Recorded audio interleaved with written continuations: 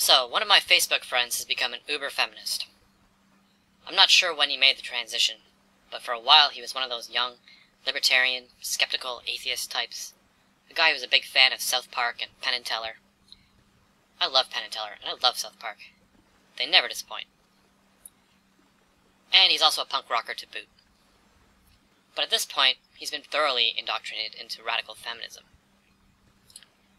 You know, male privilege, rape culture, violence against women, slut-shaming, microaggressions, objectification, the wage gap, the whole feminist enchilada. And he also views abortion and gay rights as feminist issues. But as with many others just like him, whatever his beliefs might be, his number one commitment is to that word, feminism. In response to the Women Against Feminism hashtag, he posted this Tumblr page on his Facebook page. Confused cats against feminism, because they have no idea what feminism is. They're cats. Ha ha ha. Sounds like a projection to me. So I responded to his post by saying that most people really don't know what the word feminism is supposed to mean, calling feminism a quasi-religion, and citing the Red Stockings Manifesto. Then one of his feminist friends jumps in and says the following: "The worst thing, more than misogynists, is females' misogyny." To which I responded, "Implicitly, then, you are claiming that a female cannot be a misogynist, but that they can still possess misogyny. Does that accurately reflect your view? Why would female misogyny be any worse than male misogyny, in your view? And what does misogyny, the hatred of a biological demographic, have to do with beliefs about feminism, an ideology that ascribes all social ills to manifestations of cultural misogyny, masculinity, and men's oppression of women?" To which she responded, "I'm talking about how females stifling equal representation is worse, because they are making it worse for themselves, and not realizing the gravity in that." To which I responded, "You haven't said anything to support your conclusion that it is worse when a female stifles equal representation. Also, you haven't said why that is relevant to arguments about the meaning of the word feminism.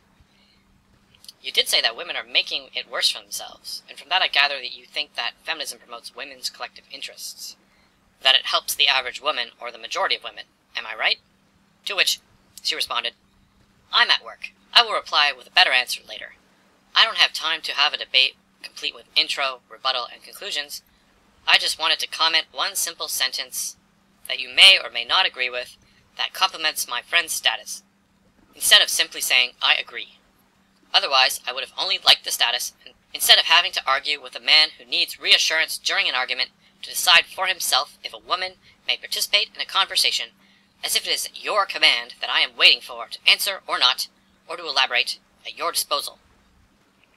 Now, I could have pointed out the misogyny in comparing women to ignorant cats, but I was aiming to illuminate the hidden thought process. I already do have a pretty good idea about why a feminist would think that it is worse when a female openly rejects feminism. It's worse from their perspective because being a woman gives them more credibility to reject feminism. A woman's rejection of feminism does indeed have more gravity. On the other hand, when a cat rejects feminism, it means absolutely nothing.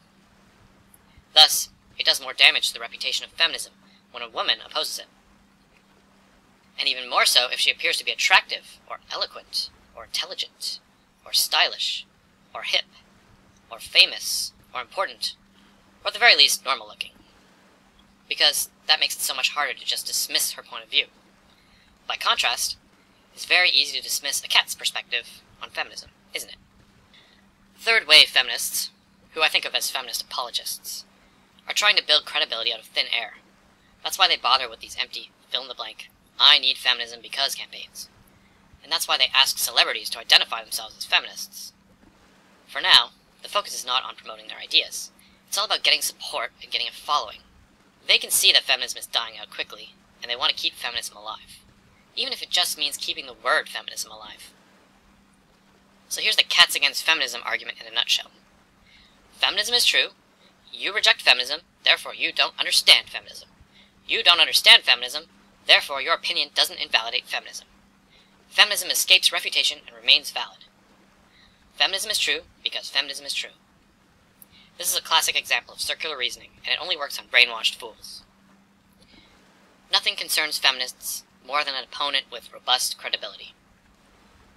and a popular feminist tactic is to rally a mob of people who have no credibility for the sole purpose of using those people to attack and destroy the credibility of those of their opponents who actually do have credibility to lose. A crowd of nameless, faceless, anonymous people who have no credibility to lose can be deployed just to agree with ridiculous, baseless slander. Not only do they try their best to build credibility out of thin air, they also try their best to destroy credibility without putting any of their own credibility at risk. But back to the crazy bullshit that this particular feminist came up with. As soon as that feminist noticed that she was about to lose the argument, as soon as she noticed that she couldn't just like my friend's post and support it without supporting her own views, she went on the offensive, saying that she does not wish to argue with a man who needs reassurance during an argument to decide for himself if a woman may participate in a conversation, as if it is your command that I am waiting for to answer or not, or to elaborate at your disposal. That was quite a mouthful of barely intelligible bullshit, wasn't it? I begin to wonder, does she even have a view? Is her view even relevant? Suppose that you were crashing a funeral, and someone at the funeral expressed the view that their deceased friend was a wonderful human being. Would you then ask them to elaborate on, or support their view that their friend was a good person with a reasoned argument? Of course you would. That wouldn't be polite. That would be far outside the boundaries of acceptable discourse at a funeral. The polite thing to do would be to just agree, or just listen. You can't just bring your reality into a feminist space. You're supposed to check your reality at the door.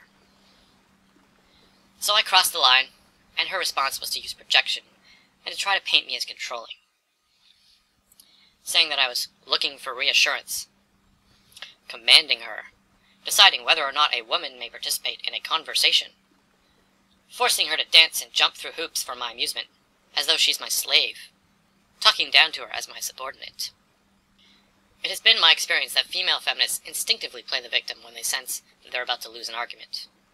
Suddenly it becomes relevant that I'm a man and she's a woman, and my disagreement becomes problematic, a conflict, a personal attack, and then it becomes further evidence that men oppress women, more evidence that misogyny is rampant, and more evidence that I am wrong. But if I had been a woman, then she wouldn't be able to have said any of that. Feminists really don't like having their victim cards taken away, because they know how dependent they are on them. It's the only way that they know how to win an argument. That's why this #WomenAgainstFeminism is freaking feminists out. They're losing their cards, and they're losing their shit. But they can't admit that, either. So they have to say nonsensical things like, female misogyny is even worse than misogynists.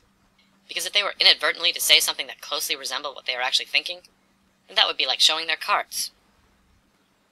Feminism has to be unintelligible in order to maintain its credibility. That's why you will never be able to understand feminism. If you ever attempt to make sense out of feminism, then you will always be told that you are misunderstanding it.